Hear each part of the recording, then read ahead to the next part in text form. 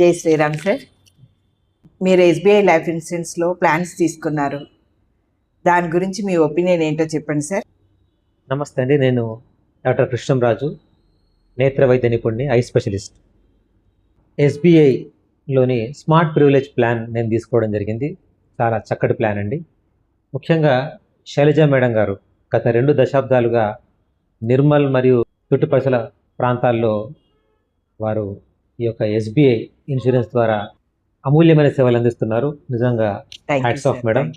మీరు అంటే కేవలం పాలసీ చేయించుకోవడమే కాదు, పాలసీతో పాటుగా అంటే వారి యొక్క ఎవరైతే క్లయింట్ దగ్గరికి వెళ్ళినప్పుడు వారికి యొక్క ఆర్థిక స్థాయిని బట్టి వారికి ఒక మంచి చక్కటి ప్లాన్ ఎంపిక చేయించి వారితో ఆ ప్లాన్ చేయించడమే కాకుండా తర్వాత దాన్ని మీరు ఫాలోఅప్ చేయడం, ప్రతి ఇయర్లీ అవసరమైతే హాఫ్ ఇయర్లీ ఆ యొక్క పాలసీ పేమెంట్ చేసే విధంగా వాళ్ళకు గుర్తు చేయడం, వాళ్ళు సరిగా పేమెంట్ చేస్తున్నారా లేదా మీరు చూసుకోవడం.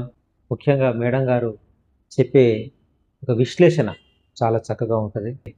పాలసీలు చాలామంది చేస్తూ ఉంటారు, కానీ మేడం గారు ఒక మంచి ఫైనాన్షియల్ ఎక్స్పర్ట్గా వచ్చిన క్లయింట్కు అన్నీ వివరించి వారికి అర్థమయ్యే విధంగా వీటన్నిటిని వాళ్ళకు చెప్పి వారి యొక్క ఆర్థిక స్థాయిని బట్టి వాళ్ళు ఏ ప్లాన్ ఎంపిక చేసుకుంటే వాళ్ళకు బాగుంటుందో వాళ్ళు సూచించడం చాలా చక్కగా ఉంటుంది.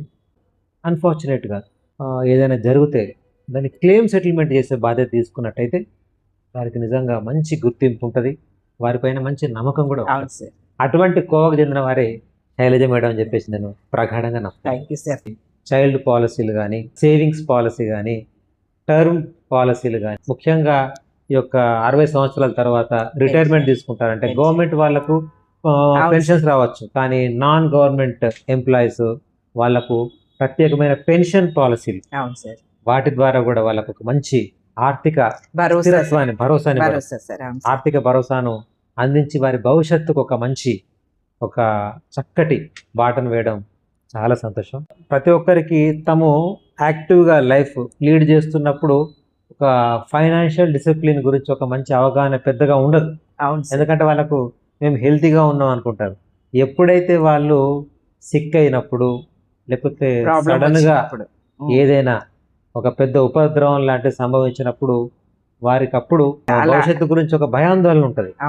అప్పుడు ఆర్థికంగా ఆసరా ఇచ్చే ఒక అద్భుతమైన ప్లాన్ మీరు అందిస్తున్నారు. కాబట్టి ఏ ప్లాన్ అయినా సరే వారి యొక్క ఐటీ రిటర్న్స్ బట్టి, వారి యొక్క ఏజ్ను బట్టి, వారి యొక్క ఆర్థిక స్థితిగతులను బట్టి మీరు ఇచ్చే ప్లాన్ వల్ల చాలా వరకు